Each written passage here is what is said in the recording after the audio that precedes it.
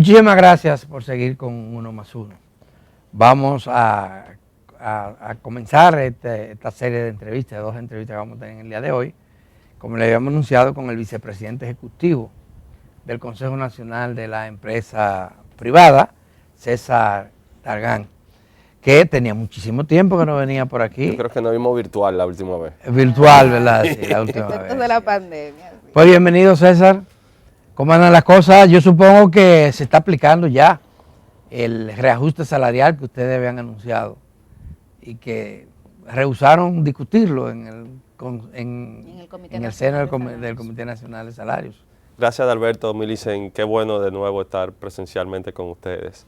Empecemos por ahí, por el tema del salario. Realmente no rehusamos acudir al Comité Nacional de Salario, sino que ahora se cumplen más o menos 45 días de que se hizo un planteamiento responsable, frontal, transparente al país, de que de manera voluntaria y dentro de sus posibilidades las empresas hicieran ajustes considerando todos estos cambios que se vienen dando, sobre todo el efecto de la inflación en la economía y en el bolsillo de los trabajadores. Este fue un llamado a que sea voluntario porque hay que entender que no es la misma realidad la de todas las empresas. De hecho, si bien es cierto que el 95% de las empresas en nuestro país tienen menos de 50 trabajadores, o sea, nuestro tejido empresarial es de MIPYMES, no menos cierto es que el 75% de los empleos se generan en la gran empresa. Entonces, lograr mantener un equilibrio entre lo grande y lo pequeño, el nivel de informalidad que tenemos en nuestro país, esto solamente es posible si se hace de manera voluntaria, porque en adición, el Comité Nacional de Salarios se limita al salario mínimo. Nosotros hicimos un llamado a que ese ajuste se haga cruzando la nómina en todas las escalas salariales. ¿Y cuál es la retroalimentación que han tenido hasta ahora? ¿De qué porcentaje de empresas ha podido acoger ese llamado? Sobre todo en el tema de las grandes empresas ha sido una gran cantidad. Nosotros en la próxima semana estaremos ya dando cifras concretas, porque se daban otros factores. Uno de ellos es que cuando hicimos el planteamiento a finales del mes de agosto, había que esperar por lo menos que terminara el mes de septiembre para no tener un ciclo nominal completo. En adición, las empresas hacen sus ajustes presupuestarios y a partir del mes de agosto, algunas han estado haciendo esos ajustes ahora y otros quedarán ya para el presupuesto del año que viene. Pero lo importante es que no se esté ajeno a esta situación.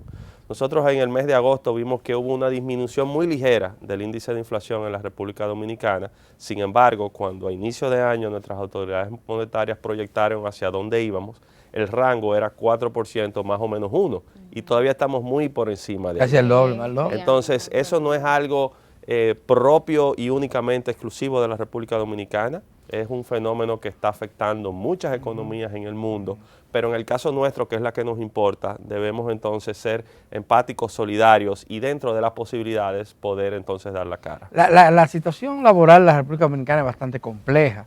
La verdad es que aquí predominan salarios muy bajos a todos los niveles, en comparación con otros países de desarrollo similar o de crecimiento similar. Pero además, si uno revisa las estadísticas, se da cuenta que hay un estancamiento en cuanto a la creación de empleos decentes en la economía dominicana, lo que sigue empleando a la mayor cantidad de personas, a la llamada población económicamente activa, son las empresas pequeñas, medianas y chiquitas. ¿Qué pasa? ¿Qué es lo que tenemos que hacer para generar más empleo de más calidad y que los salarios mejoren? Nosotros tenemos, Adalberto, situaciones que se arrastran desde el mundo viejo, desde antes de la pandemia. Nosotros como país experimentamos altos niveles de informalidad, un 57% de nuestra economía, y eso se ha mantenido y de hecho se ha disparado un poco con posterioridad a la pandemia, de nuestra economía se encuentra en la informalidad. Y eso nos hace llevar a una primera reflexión, ¿por qué nuestra economía tiene un componente tan amplio de informalidad? En algunos casos... Pero hay que decir que el tipo de negocio o de actividad económica. Porque una persona que vive de un motoconcho conchando, ¿cómo se formaliza? ¿Qué puede formalizarse? Y solamente ahí tenemos casi 300.000 personas que viven de eso. Claro, pero cuando nosotros nos vemos y nos comparamos con el resto de la región, nosotros no somos los peores. Ahora bien, yo no quisiera que nos comparemos con los países con los que están en la misma situación. Vamos a ver en el mundo cuáles son casos de economías que han podido evolucionar, traer mayor inclusión, mayor desarrollo social dentro de un ambiente de formalidad. Ahora, ese es un primer aspecto a tener muy en cuenta, porque cualquier medida que se tome debe considerar no aumentar más la informalidad. La informalidad afecta al trabajador, porque no se le respetan sus derechos, porque las condiciones en que labora no son las apropiadas, pero también afecta a la empresa, porque el que cumple y tiene que competir con el que no cumple lleva una desventaja, y entonces en el mercado eso se constituye un obstáculo. Entonces tenemos un primer aspecto que es la formalidad. Un segundo aspecto yo creo que es relevante también, es la capacidad que tuvo la República Dominicana de recuperar el empleo. Nosotros cuando se produjo el primer caso de COVID en marzo del año 2020 y el cierre del país semanas después, ya en el verano de ese año teníamos sobre 1 millón de trabajadores suspendidos. Sin embargo, fruto de muchas acciones, políticas coordinadas desde el gobierno, el sector empleador y sacrificio de muchas empresas, ya a final de año ese proceso de recuperación iba avanzando. Hay países que no se han recuperado todavía de ese proceso.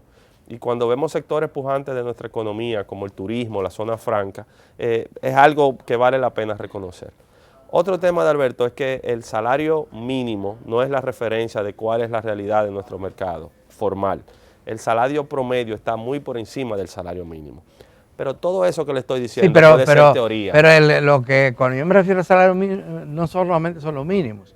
Es que tú tienes, por ejemplo, la tesorería de la Seguridad Social, tiene un registro de cuánto ganan y cuántos trabajadores hay a nivel formal, por lo menos a nivel formal.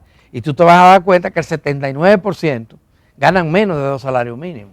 Y eso es insuficiente para atender a los requerimientos de una canasta básica que no para de subir. Por eso yo digo, tenemos aspectos duros, concretos, formales que discutir, como lo que hemos venido haciendo, y de hecho si me voy también de nuevo a la Tesorería de la Seguridad Social y nosotros comparamos dónde estaban los salarios en total, la nómina total en la República Dominicana en julio, agosto del año 2021 y en julio, agosto del año 2022, sin solamente el ajuste mínimo, sino de la nómina total, ha habido un aumento de un 12% del salario.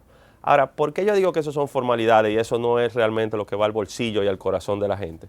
Porque el planteamiento que hemos hecho de ese ajuste lo que procura es una transición gradual a que no sigamos refiriéndonos al salario nominal, salario que se le paga, el número que se le da a las personas, sino cómo la República Dominicana logra adecuar el salario real, la cantidad de dinero que necesita el dominicano para poder suplir sus necesidades.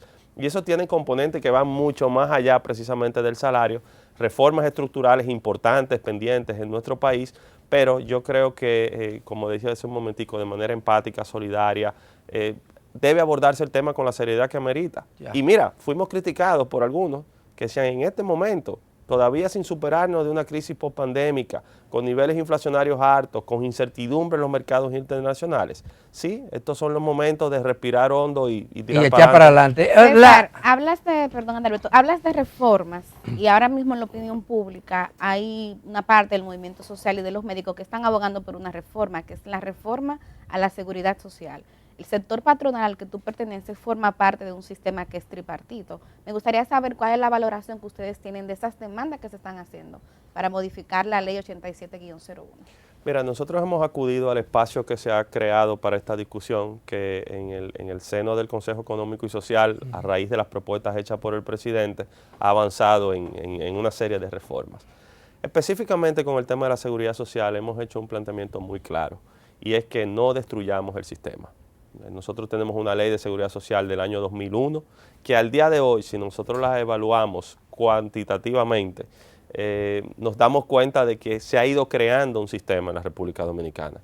Si nosotros vemos lo que hay, por ejemplo, en salud, la cobertura hoy de afiliados es alrededor del 95% de la población entre los subsidiados y los contributivos, y ahora veremos una entrada gradual del contributivo subsidiado. Si nosotros vemos en las pensiones, hay 4.5 millones de afiliados y hay cerca de 2 millones de personas contribuyendo. Nosotros hemos construido un sistema. Ahora bien, hemos reconocido que es un sistema no perfecto, con muchas debilidades y muchas oportunidades de corrección. Lo que no podemos pretender es eso, en los aspectos que nos sirve, llevarnos consigo el sistema. Por eso yo creo que todos los planteamientos que se han hecho, tanto en el sector salud, tanto en materia de pensiones, y al final del día, en cómo nosotros tenemos más y mejores pensiones y más y mejor salud y cobertura para los dominicanos, son válidos, pero discutámoslos desde la óptica de un sistema que está en una fase de maduración y que tiene mucho espacio para mejoría. ¿Qué entiende el sector privado que es mejorable? O sea, ¿cuáles son los puntos que ustedes han ido identificando sobre los cuales estarían dispuestos a hacer reformas? Mira, en materia de salud hay muchos aspectos. Algunos de ellos que implican modificación de la ley y otras retrasos en la aplicación de compromisos ya asumidos en la ley y en normas complementarias. Por ejemplo, la atención primaria. Cuando nosotros vemos en muchos modelos, y por eso hace un momentico cuando hablábamos del tema de salario, decía yo me quiero comparar con los países que les ha ido bien.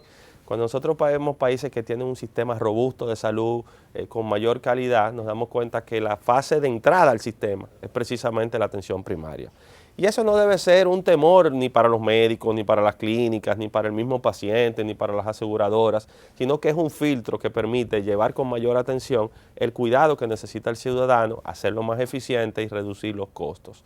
Si nosotros nos vemos en el sistema de cómo funciona, cuáles son los ajustes en materia de salud, nos damos cuenta de que los costos que van cambiando en el mercado no necesariamente se reflejan y constantemente hay déficits, ya sea por parte de los subsidios que da el gobierno, de lo que asumen las empresas y al final se perjudica el afiliado, el que va con su carnet de su seguro a recibir su servicio. Entonces, si nosotros establecemos criterios que permitan objetivamente establecer hay problemas que se han identificado también que son bastante serios. El copago. Sí. Y yo no sé, porque el empresariado a veces ha respaldado el sistema y a las ARS y todo esto, pero el empresario es parte de los sectores perjudicados, porque el empresariado contribuye con 2/3 partes del costo de esto. Y ese copago de un 45%, bueno, pero es así. Es así. El 45%, 50% de copago de que tiene que salir del bolsillo del trabajador. Eso crea serios problemas. Y por eso, Adalberto, en la medida que el tiempo avanza, yo creo que vamos desmitificando una serie de planteamientos. Cuando el sector empleador, cuando el sector patronal se sienta en la mesa a conversar de seguridad social, no se sienta a defender a las ARS y a la AFP, se sienta a defender la nómina, la cantidad de colaboradores y trabajadores en lo que contribuye para su sustento y que es parte integral. Ahora bien, nosotros vemos un sistema con los diferentes actores. No es que tampoco estamos ahora tirando al fuego a las AFP, a las ARS. Hay una reflexión más profunda de cómo hacerla más eficiente, más efectiva, más transparente, pero no desbaratando el sistema. En materia de pensiones, porque hasta ahora no hemos referido a salud, pero en materia de pensiones hay muchos planteamientos que debemos hacernos. Hoy por hoy, el fondo completo, lo que se ha acumulado de las pensiones, se acerca a 800.000 millones de pesos. Es mucho dinero. Cuando nosotros vemos eso en el detalle, cerca del 70% ha sido el rendimiento que ha tenido el fondo. ¿Qué tal si nosotros reflexionamos en torno a cómo puede tener un mayor rendimiento sin poner en riesgo los ahorros que tienen los dominicanos? Ahora, ahí hay un planteamiento también que nos distancia de algunas posiciones un poco más extremistas y populistas. Tú hablas de la posición de eliminar las ARS y las AFP. Sí, sobre todo en el aspecto que tiene que ver con entender que estos fondos son fondos de emergencia. Estos son fondos de pensiones que deben estar garantizados para el momento del retiro de un trabajador, con las contribuciones que hace, el rendimiento que se obtiene. No de que porque se ha acumulado esta cantidad de fondos y ocurre una emergencia, una eventualidad, entonces ahora vamos a destruir lo que ahí ya tenemos. Porque fue la pandemia, pero estamos viviendo en un mundo tan incierto que mañana puede ser lo que sea. Estamos ahora mismo bajo amenaza sanitaria, estamos ahora mismo bajo amenaza de nuestra seguridad, estamos colocados en el medio de fenómenos naturales, entonces pueden ocurrir diferentes emergencias. Si ya esos fondos los desbaratamos, ahí llegó el sistema que hemos construido. Hasta ahí llegó. Entonces yo lo que creo es que hemos acudido de manera franca y abierta a tener esta conversación, a que podamos encontrar los puntos de interés común, que entiendo que hay muchos, y definitivamente hay puntos en los que nos distanciaremos, pero las mejoras no pueden esperar. Ya. Bueno, se nos acabó el tiempo, pero yo no puedo dejar de aprovechar la oportunidad para ver la visión de ustedes con relación a la economía dominicana. Sigue creciendo la economía dominicana, ya nos superamos todos los problemas de COVID, el Banco Central pronostica que vamos a mantener crecimiento por el año superior al 5.5% del Producto Interno Bruto. ¿Cómo ustedes ven la situación? ¿Cuál es la realidad? Definitivamente no es el milagro dominicano como ha ocurrido con muchas otras economías, pero algo ha venido haciendo bien la República Dominicana y creo que ha tenido que ver con un triángulo que conlleva estabilidad política, crecimiento económico y desarrollo social y paz social. Si nosotros cuidamos ese triángulo, la economía dominicana, y la comparamos con cualquier país latinoamericano, desde México hasta Chile, está llamada a seguir teniendo un buen desempeño. Las proyecciones de este año son precisamente un crecimiento entre un 5 y un 5.5%. Las exportaciones, que el año pasado batieron un récord de 11.000 millones de dólares, proyectan a que podrían crecer aún más. Hemos visto una disminución de las remesas y eso era esperado porque en gran parte se inflaron con los subsidios que ocurrían en otros países por el propio tema de la pandemia.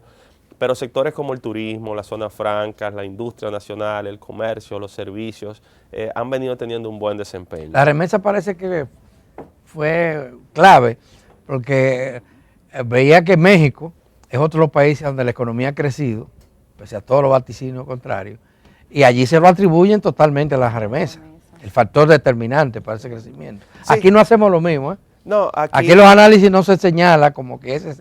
La principal fuente de nuestras remesas, los Estados Unidos, sí, coincidió ese crecimiento, claro, fue directamente proporcional a los subsidios que estaba dando el gobierno federal precisamente, sí, a las familias. Sí. Entonces, eso fue algo coyuntural. Ahora, las remesas seguirán jugando un rol importante y nuestra diáspora tiene un papel preponderante en este desarrollo. Entonces, yo lo que te digo es que efectivamente somos cautos, estamos navegando olas, estamos en el medio de la turbulencia, pero la República Dominicana tiene proyecciones muy positivas. ¿El presupuesto le cae bien a ustedes, el proyecto que ha sido presentado?